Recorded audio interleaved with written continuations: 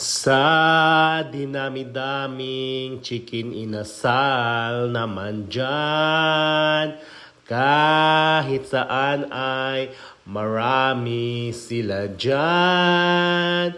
Pero iisa pa lamang ang inaasam-asam. Kois G. Inasal, ikaw ang magiging number 1.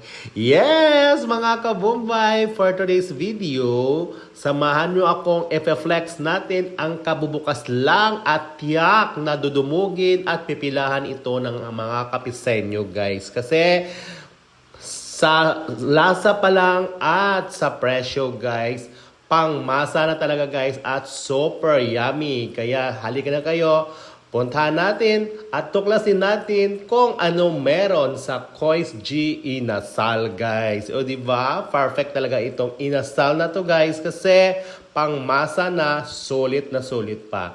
Ito palang Kois G Inasal na to, guys, ay matatagpuan lamang sa gilid po ng Land Bank at sa likod po yan ng museum. Dito lang yan, guys, sa public plaza ng Roxas City or sa Rizal Street, Roxas City, guys. Siyempre, ang dining nila, guys, maluwag, maaliwalas at medyo malamig, guys. O diba? Perfect. Perfect na perfect ito sa mga gustong kumain na hindi na po kailangan talagang pumila tulad ng iba dyan na pipila-pila ka pa tapos ang ending matagal kapag makaupo. So dito may pwesto ka na talaga agad at super bilis talaga ng servisyo dito, guys. Kaya inanyahan ko po kayong i-try nyo na po ang Kois G Inasal at I'm sure hindi po talaga kayo, guys, magsisi sa inyong babayaran dito kasi sulit na sulit talaga, guys, dito, guys. Alam nyo naman, guys,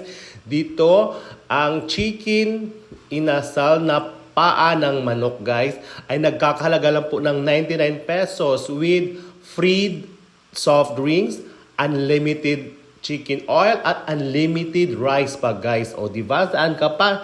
99 pesos lang, guys, ang chicken paa, guys. O diba? Syempre, hindi rin magpapahuli ang chicken picho inasal, guys, na nagkakahalaga lang ng 115 pesos, guys, with free soft drinks, unlimited chicken oil, at syempre, unlimited rice siya, guys. O diba, hindi lang naman chicken inasal ang binibenta dito, kundi meron din silang mga turo-turo section, guys. Kung saan nagtitinda sila ng mga masusarap na menu, guys. May mga sinabawan, merong mga binakol na manok. Kaya maraming choices dito, guys, maliban sa inasal. Pero ang pinaka-the best or best seller talaga sa resto na to ay ang kinagigiliwan ng lahat na ang Kois G Chicken Inasal. O diba, guys, papahuli po ba kayo? Halina kayo, guys, puntahan nyo na at itry nyo na ang Kois G Chicken Inasal, guys, na I'm sure magti-trending ito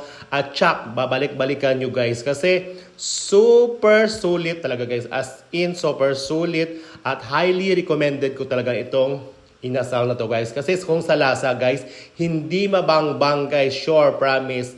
Nuot na nuot po ang lasa hanggang buto. Kasi super marinated talaga, guys, ang manok dito sa Kois G Inasal.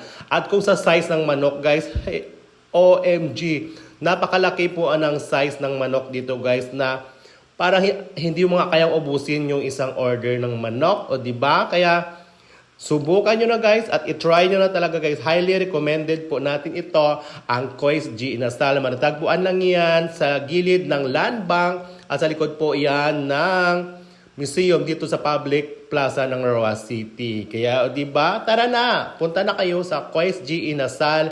At syempre, huwag nyo pong kalimutang i-follow nyo po sa Uncle Jeep nyo para more fun pa, okay?